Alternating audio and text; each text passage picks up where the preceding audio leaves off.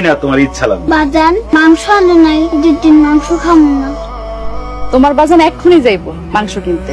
মাংস কিনে আনলে রান্না করবো, তুমি দুপুরে সেই মাংস দিয়ে ভাত খাবা। মা কি মজা, মাংস খাবো, কি মজা। মায়েরা যে কইলা মাংস কিনে আনো, কোত্থেকে কিনে আনো? আমার কাছে তো কোনো টাকা নাই।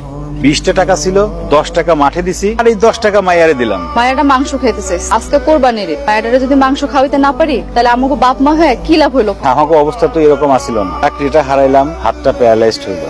প্যারালাইজড হওয়ার পরে কোন রকমের দুটো ডাল ভাতেরই ব্যবস্থা করতে পারি না। এখন আমি মাংস ব্যবস্থা করবো কোত্থেকে? তার থেকে এক কাজ করো, অপেক্ষা করো। মানুষজন কুরবানি দেওয়ার পরে বিকেলে তো কেউ না কেউ কিছু না কিছু মাংস দিব। মানুষ গরু জবাই করব, কাটবো, সেটা ভাগ করব, সেটা বিতরণ করতে করতে বিকাল হয়ে যাব, আর রান্না করতে করতে সন্ধ্যা। আমার মায়েরা কি সারাদিন না খেয়ে থাকবো? আপনি যেইখান থেকে পারেন মাংস কিনে আনেন, আমি আজকে ওরা মাংস দিয়ে ভাত খাওয়াবো। আচ্ছা ঠিক আছে, আমি দেখতেছি কি করা যায়। দেখতেছি কোয়েন না, একটা মাত্র মাইয়া আমার, সেই মায়ের মুখের দিকে তাকাই হইলো মাংস আনানোর ব্যবস্থা করেন। আমি ব্যবস্থা করতেছি। বাসায় তো কয়ে আসলাম মাংস কিনবো, কিন্তু কেমনে কিনবো? পকেটে তো টাকা নাই, কাজও বন্ধ। আল্লাহ, আমার মায়েরা মাংস খাইতে চাইছে, তুমি একটা ব্যবস্থা করে দাও আল্লাহ। কাদের দোস্ত কই যাস? আচ্ছা আমি বুঝলাম না, আমার সাথে ফুরত করে তোর তুই কই গেলি? একটা দিন 2 বন্ধু ওটা একটু কোলাকুলি করতে না, কোলাকুলি করি।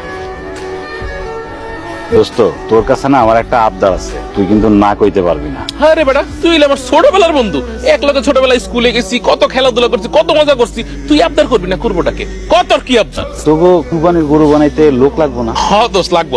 আরে বেটা, এবার তো গরু কিনছি 1,20,000 টাকা দিয়া, বিশাল বড় গরু, কিন্তু ভাগে দিতেছি তো, বুঝছিস বন্ধু? তোর সাথে আমারে নিয়ে জানা, তোর গরুটা বানায়া আমি একটু কাজ করতে যাচ্ছি। বন্ধুরে, তোর হাতের যে অবস্থা, এই হাত নিয়ে তুই কেমনে গরু কোপাবি? আল্লাহ আমার হাতটা নিয়ে নিছে, আমার তো কিছু করার নাই। আমি চেষ্টা করবো। তুই আরে পাগল হইব না, এক হাত দিয়ে কি আর গরু বানান যায়? এক হাত দিয়ে তোর গরু বানান যাবো না। আর আরেকটা বিষয় হচ্ছে বন্ধু, এর তো সিদ্ধান্ত আমার একা না, আমি তো ভাগে দিতেছি গরুটা, বুঝছ না? কি করবো ক? একটু আগে না আমার মায়াটা মাংস খাইতে চাইছে, আমি মাংস পাবো কই ক? আজকে তো কোনো জায়গায় কাজও পাবো না, তাই ভাবলাম তোর সাথে গিয়ে যদি একটু মাংস বানাই দিতে পারি, একটু মাংস পাইলে পরে সেই মাংসটা নিয়ে যা মায়ারে দিতাম। তুই না করিস না দোস্ত। বন্ধুরে, মানে আমি তো আজকে কোরবানি দিব না, আমি কোরবানি দিব কালকে। আবার ধর আমি তো একা দিতেছি না, আমার লগে ভাগে আরেকজন দিতেছে না। তুই তাইলে অন্য জায়গায় আমার একটা কাজের ব্যবস্থা করে দে না। কি কস বন্ধু, আমি কি এলাকার মেম্বার চেয়ারম্যান যে আমি কইলি কাম হয়ে যাবো? আচ্ছা শুন, তোর একটা কথা কই, তোরে আমি 1000 টাকা দিতেছি, এই টাকার ফেরত দেওয়া লাগবে না। ভাবি বাচ্চারে নিয়ে গিয়ে একটু মাংস কিনে না খা, ওকে? আর আমি কালকে কোরবানি দেওয়ার পরে তোর বাসায় নিজের হাতে মাংস দিব, ওকে বন্ধু?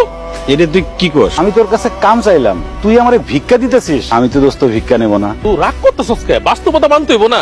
আর তোর অবশ্যই দেখতে তোর কেউ কাম দেবো, তুই ক বাবা। দোস্ত রাগ করি নাই, তবে তোর কাছে ভিক্ষাও চাই। এইভাবে অপমানটা না করলেও পারবো। এমনি কাম করে খাইতার না, আবার টাকা দিলে ভিক্ষা দিতে, হ্যাঁ? সকালবেলা